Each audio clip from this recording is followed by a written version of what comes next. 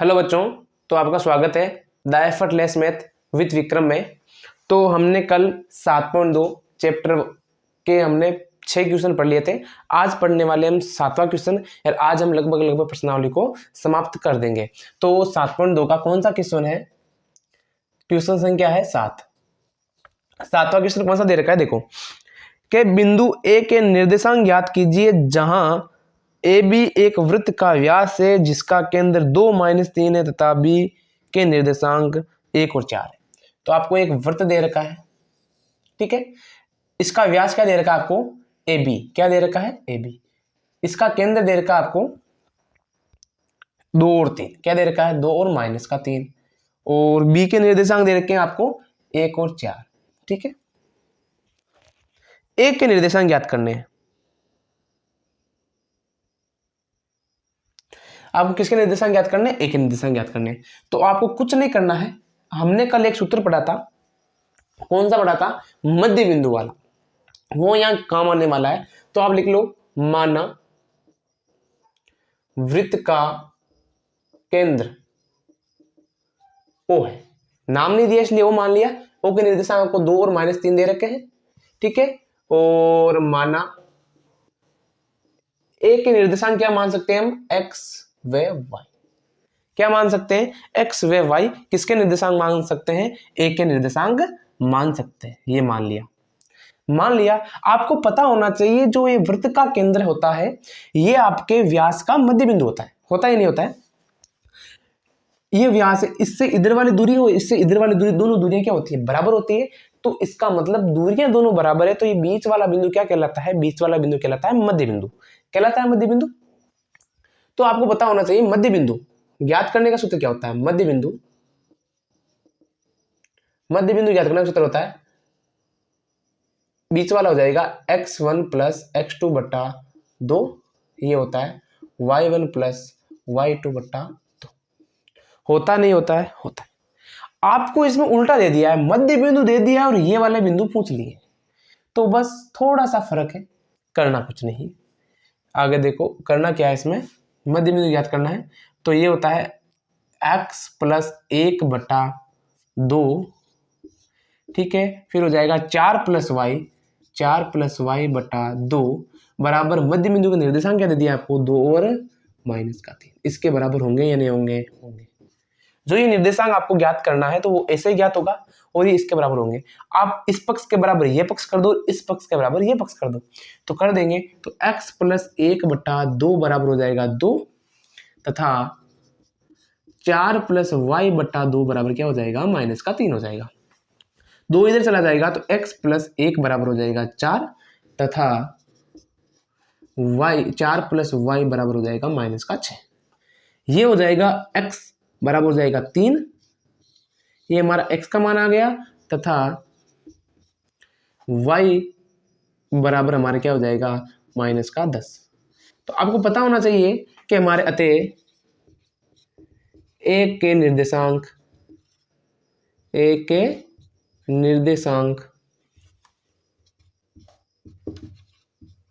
बराबर क्या आ गया? 3 और -10 आ गया। ये इसका क्या आ जाएगा? आंसर आ जाएगा। करना कुछ नहीं, आपको मध्य बिंदु दे दिया था और बिंदु पूछ लिया था, बस थोड़ा सा उल्टा होगा। बाकी पहले निर्देशांक के बराबर हो जाएगा, दूसरा निर्देशांक दूसरे निर्देशांक के बराबर हो जाएगा। करना ज्यादा कुछ नहीं है, शॉर्ट क्वेश्चन है। ऐसे क्वेश्चन पूछ सकते हैं, 3-3 नंबर के क्वेश्चन आते हैं ऐसे। तो परीक्षा में मैं जो बता रहा हूं उनमें से आपको 1-2 क्वेश्चन पक्का देखने को मिल जाएगा। तो हमने ये क्वेश्चन कर लिया है। अब अगले वाला क्वेश्चन क्या कह रहा है? अगला वाला क्वेश्चन है 8वां क्वेश्चन।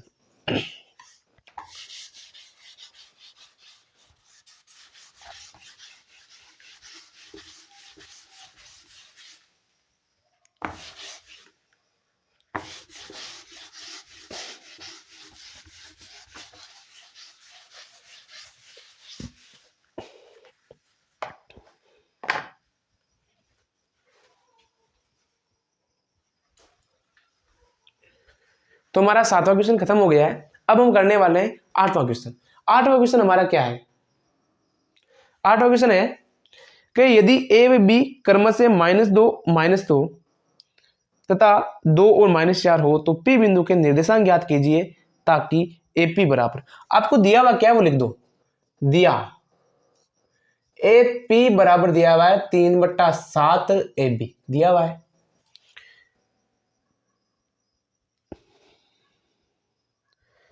और पी रेखाखंड ए बी पर स्थित है, ये दिया हुआ है।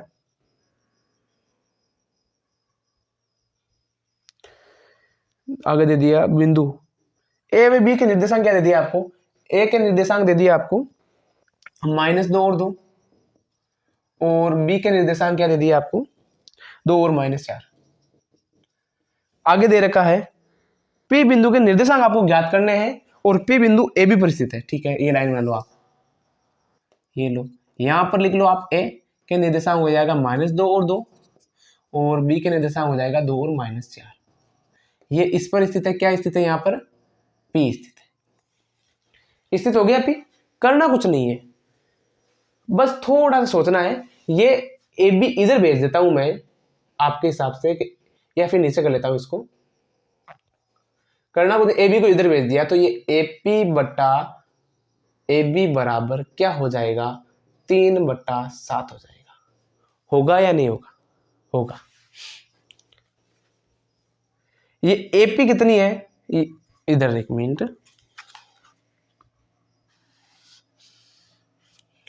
ये एपी बट्टा ए बी बराबर 3/7। कहने का मतलब है जो ये ए और बी दे रखी है ये पूरी कितनी है 7 है, जिसमें से एपी कितनी है 3 है, तो इधर वाली कितनी हो जाएगी 4 हो जाएगी ऑटोमेटिक ही। ये वाले 3 है, ये वाले 4 है, पूरी कितनी है 7 है, 3 और 4 7। इधर वाली कितनी है 3, इधर वाली कितनी हो जाएगी 7। ये इस अनुपात से हमें पता चल गया, हमारे पास अनुपात आ चुका है। हमारे पास ए और बी बिंदु के निर्देशांक दे रखे हैं, हमें ज्ञात क्या करना है, बी ज्ञात करना है। और पी यहाँ क्या हो जाएगा, विभाजन बिंदु। क्या हो जाएगा, विभाजन बिंदु कौन सा है, पी है।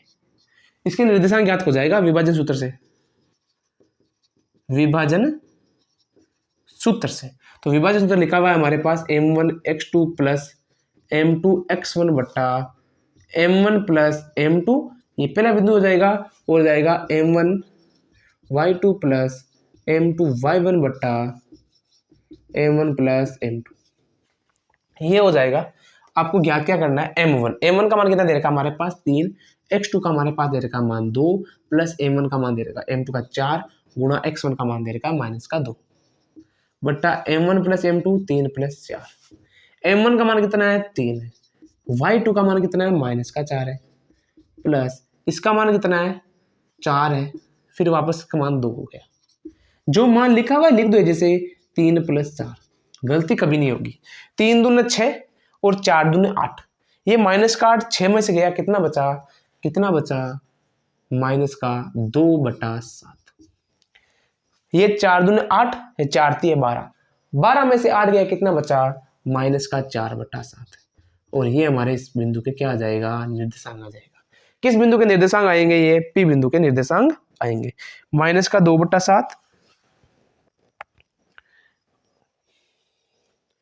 ये वाला 4 और 2, ये वाले दोनों बिंदु माइनस में दे रखे हैं क्या, एक मिनट देखने दो ना। अच्छा, ये गलती वापस हमने कर दी, ये दोनों बिंदु माइनस में दे रखे हैं, इसलिए उत्तर गलत आ रहे हैं हमारे। ये -2 और -2 है, तो इसका मतलब है ये भी -2 आ गया, और यहां पर भी -2 आएगा, तो यहां पर आ जाएगा -20। बस याद रखना, गलती अगर क्वेश्चन है तो क्वेश्चन में कोई गलती नहीं होगी हमारी, क्वेश्चन दे रखा उसके हिसाब से उत्तर निकलेगा। अगर मैं कभी गलती कर देता हूं, हो जाती है -+ की गलती, तो क्वेश्चन वापस देख लेना कि मैं किस क्वेश्चन को बता रहा हूं, क्योंकि प्रश्न कभी कभी हमारी किताब में प्रश्न गलत आ सकता है, जरूरी नहीं है किताब में भी गलत आते हैं, आंसर में भी गलत हो जाते हैं कभी कभी उत्तर, लेकिन तरीका अगर सही रहेगा तो उत्तर कभी गलत नहीं आएगी। हमारे तरीके के हिसाब से उत्तर एकदम सही थे, बस ये माइनस की गलती थी, इसलिए 4 दूने -8 हो जाएगा, और माइनस।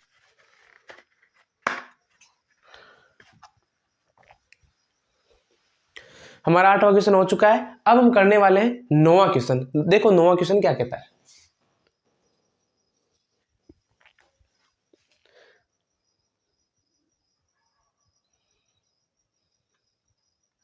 9वां क्वेश्चन दे रखा है कि बिंदु ए -2 और 2, बी 2 और 8 को जोड़ने वाले रेखाखंड ए बी को 4 बराबर भागों में विभाजित करती है, तो बिंदु के निर्देशांक ज्ञात कीजिए।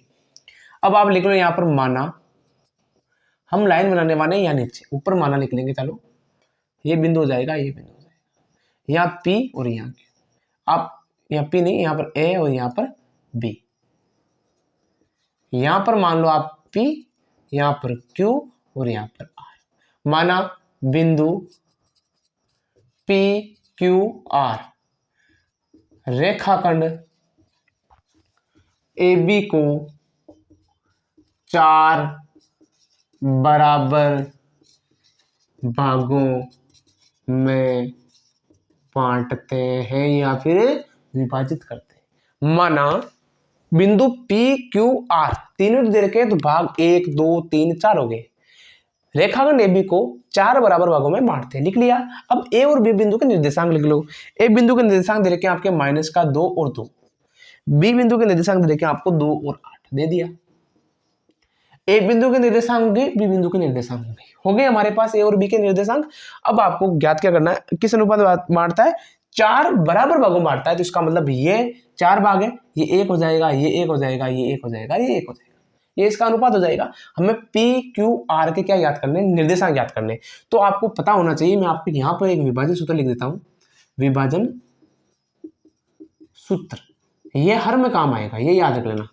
मैं बार बार नहीं लिखने वाला हूं क्योंकि मैं हर पर्सन कर रहा हूं उससे। तो आपको यहाँ पर लिख देता हूं एक बार, m1x2 प्लस m2x1 बटा m1 प्लस m2, और यही रूप हो जाएगा y में m1y2 प्लस m2y1 बटा m1 प्लस। ये विभाजन सूत्र है। इसी सूत्र से तीनों क्वेश्चन हो जाएंगे। मैं अगर P को मान लेता हूं बिंदु, तो P के इधर कितने लिखे हुए हैं, 1 लिखा हुआ है, और P के उधर कितने लिखे हुए हैं, 1 2 3, कितने लिखे हुए हैं, 3। तो ये अनुपात कितना हो जाएगा, 1 2 3। ये याद रख लेना, और आगे आपको याद रखने की जरूरत नहीं है।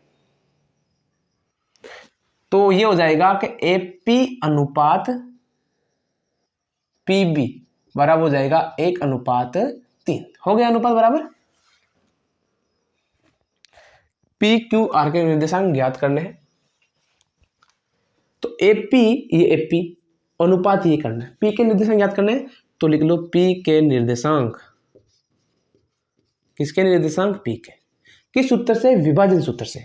तो लिख लो P के निर्देशांक हो जाएगा। तो ये m1 ले आवा, m1 हो जाएगा 1 गुणा x1 x2 हो जाएगा 2, फिर प्लस m2 गुणा m1 बटा 1 प्लस 3।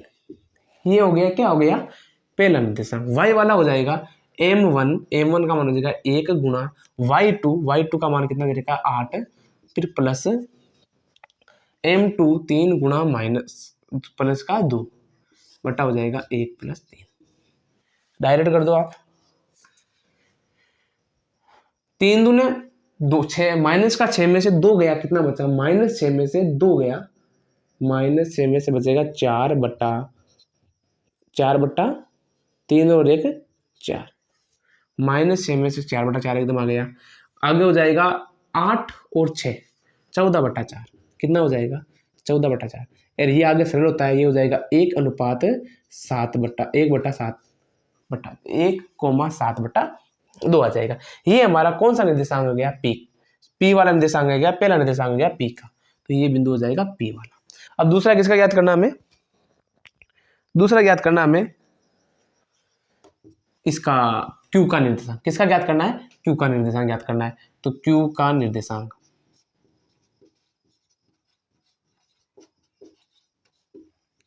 तो Q का निर्देशांक ज्ञात करने के लिए विभाजन सूत्र का प्रयोग करना है। m1 कितना दे रखा है हमारे पास 1 गुणा x2 हमारे पास कितना है 2 प्लस m2 3 गुणा माइनस Q वाले निर्देशांक के लिए, Q का निर्देशांक के लिए वापस गलती कर रहे हैं। तो Q के निर्देशांक के लिए अनुपात क्या होगा, तो ये अनुपात हो जाएगा Q यहाँ है, इधर कितना है 2 है, और उधर कितना है 2 है, तो यह अनुपात हो जाएगा AQ अनुपात QB बराबर 2:2 हो जाएगा, अनुपात 2। तो कर लो Q का निर्देशांक ज्ञात। अनुपात हो जाएगा m1 2 गुणा 2 गुणा 2 प्लस 2 गुणा माइनस का 2 बटा 2 प्लस 2। फिर हो जाएगा 2 × 8 प्लस 2 × 2 बटा 2 + 2। आगे सरल करो, 2 दूने 4, यहाँ पर भी 2 दूने 4, ये हो जाएगा पहला निर्देशांक हो जाएगा 0। 8 दूने 16, 16 और 4 20, 20 में 4 का बार कितनी हो जाता है 5 बार। ये निर्देशांक हो जाएगा दूसरा। ये हमारे 2 निर्देशांक आ गए। हम तीसरा निर्देशांक ज्ञात करने वाले हैं। तीसरा निर्देशांक क्या दे रखा हमारे पास, आर का निर्देशांक। आर का निर्देशांक याद करेंगे तो हमारे पास अनुपात आना चाहिए, और अनुपात हो जाएगा ए आर अनुपात आर बी बराबर हो जाएगा 3:1। इधर कितना है 1 2 3 हो गया 3, इधर 1 बचेगा। तो सूत्र ये लगेगा m1 का मान कितना है 3 × 2 प्लस 1 × -2 बटा अनुपात का योग हो जाएगा 3 + 1। फिर y वाला मान हो जाएगा 3 × 8, फिर प्लस 1 × यहाँ वाला 2 हो जाएगा बटा 3 + 1। योग कर लो, 3 दूना 6, 6 में से 2 गया, कितना बचा प्लस का 4, तो 4 बटा 4। 8 3 24, 24 और 2 26 बटा 4। ये निर्देशांक आ जाएगा 1 और 13 बटा 2। ये किसका निर्देशांक आ जाएगा आर का। ये किसका निर्देशांक था क्यू का। तीनों निर्देशांक आ गए हमारे पास। तो करना कुछ नहीं है, विभाजन सूत्र का प्रयोग करते रहना है। प्रयोग करने के बाद याद रखना, बिंदु यहां दे रखा है तो अनुपात इधर वाला और इधर पूरे वाला काम आएगा, बीच में दे रखा है तो इधर वाला और इधर वाला काम आएगा, और यहां दे रखा है तो पूरा इधर वाला और इधर वाला काम आएगा। अनुपात से लिखो, बिंदु तो वही काम आने हैं। मैं यहाँ पर 2 लिख रहा हूं तो यहाँ पर भी 2 लिख रहा हूं, यहाँ पर भी 2 लिख रहा हूं। आप अनुपात को चेंज करते रहो, बाकी पहले में जो कर रहे हो वैसा का वैसा सेम बाकी में करते रहो। अनुपात चेंज कर दो, आपका उत्तर कभी गलत नहीं आएगा। ये बड़ा क्वेश्चन है, लास्ट क्वेश्चन 10वां आ रहा है, ये 9वां क्वेश्चन सबसे बड़ा क्वेश्चन बताया गया है इसमें। हेलो बच्चों, तो हमारा 9वां क्वेश्चन समाप्त हो चुका है और हमारा 10वां क्वेश्चन दे रखा है कि हमारे पास एक समचतुर्भुज दे रखा है। समचतुर्भुज का क्षेत्रफल का सूत्र भी दे रखा है कि 1/2 गुणा विकर्णों का गुणनफल होता है। ठीक है, समचतुर्भुज के चारों शीर्ष दे रखे हैं। आपको समचतुर्भुज का क्या ज्ञात करना है, क्षेत्रफल ज्ञात करना है। अब समचतुर्भुज का क्षेत्रफल ज्ञात करने के लिए सूत्र क्या होता है, विकर्णों का गुणनफल। तो हम दोनों इससे विकर्ण ज्ञात कर लेंगे, इस विकर्ण से लेकर इस विकर्ण की दूरी ज्ञात कर लेंगे, ए से लेकर सी की और बी से लेकर डी की दूरी आ जाएगी। तो उन विकर्णों को गुणा करके 2 का भाग लगा देंगे तो समचतुर्भुज का क्या आ जाएगा हमारे पास, क्षेत्रफल आ जाएगा। और दूरी किसे ज्ञात करेंगे, दूरी से तो लिखा हुआ हमारे पास x2 - x1 का whole square plus y2 - y1 का होल स्क्वायर। तो विकर्ण हम पहला ज्ञात करेंगे एसी, तो विकर्ण एसी हो जाएगा x2 क्या मान लें हम 4 मान लेते हैं, 4, ये माइनस माइनस हो जाएगा +2 का होल स्क्वायर प्लस -5 + 1 का होल स्क्वायर। तो ये हो जाएगा √36 + 36 हो जाएगा 5 × 6, 36 और 36 कितने होते हैं √72, और 72 को लिख सकता हूं मैं 2 कितना हो जाएगा 36 × 72, इसका इतना मान लें अभी 36 √36 बाहर निकल गया, कॉमन आ गया 6 √2 लिख लूं, इसका हो जाएगा 6 √2। फिर हो जाएगा विकर्ण BD बराबर √BD का मान इन दोनों में लिख लो। इधर हो जाएगा -1 -3 का होल स्क्वायर प्लस 4 - 0 का होल स्क्वायर। दूरी सूत्र का पहले ही बताया हुआ है आपको, ये हो जाएगा 16 + 16, ये हो जाएगा 4√2। ये हमारे पास विकर्णों की दूरी आ चुकी है। हमें क्षेत्रफल ज्ञात करना है। क्षेत्रफल होगा 1/2 गुणा AC गुणा BD। हमारे पास AC का मान कितना है, AC का मान है 6√2, BD का मान कितना है 4√2। ये इससे चला जाएगा 3 3 चौक 12, √2 का गुणा कितना होता है 2, 2 का हो जाएगा 24 वर्ग इकाई। ये हमारा आ जाएगा क्षेत्रफल का सूत्र। तो ये हमने क्या किया, ज्यादा कुछ नहीं किया, हमने दूरी ज्ञात कर ली विकर्णों के बीच की और क्षेत्रफल ज्ञात कर लिया। अगर मान लो यही क्वेश्चन आ जाए, ऐसा ही क्वेश्चन हमारे पास आ जाए जिसमें हमें आयत दे दे, वर्ग दे दे, कोई भी दे दे, और उसका हमें क्या पूछ ले, क्षेत्रफल पूछ ले, तो कुछ नहीं करना, हमें बिंदु से 2 बिंदु की दूरी ज्ञात करनी है। और ये भुजा आती अगर ये वर्ग है तो एक भुजा आके उसे वर्ग का होल इसका कर देंगे तो वर्ग का क्षेत्रफल आ जाएगा। अगर मान लो यही क्षेत्र दे दे, हमें ये वाली भुजा और ये वाली भुजा ज्ञात कर लेंगे और आयत का क्षेत्रफल ज्ञात कर लेंगे। तो याद रखना कैसा भी क्वेश्चन दे दे, लेकिन आपको ज्यादातर समचतुर्भुज का दे रखा है इसमें, तो समचतुर्भुज का ही करना है। तो हमने निर्देशांक ज्यामिति वाले सारे क्वेश्चन कर दिए हैं। 20 क्वेश्चन थे, हमने 10-10 क्वेश्चन करके 5 पार्ट में इस प्रश्नावली को हमने खत्म कर दिया है। तो आज ही हमारी पूरा चैप्टर खत्म हो चुका है प्रश्नावली को। तो पढ़ते रहिए, आगे बढ़ते रहिए, क्योंकि पढ़ना आपका ही काम होगा, पढ़ा सकता है हम। तो इसी के साथ हम चैप्टर को समाप्त करते हैं। आगे आने वाली वीडियो में हम कुछ नया चैप्टर लेके आएंगे, कुछ अच्छा वाला चैप्टर जो आपको आसानी से समझ में आए। तब तक के लिए जय श्री राम, जय हिंद, जय भारत। और हमें the effortless math YouTube channel पर देखते रहिए और हमारे चैनल को सब्सक्राइब करते रहिए। Thank you.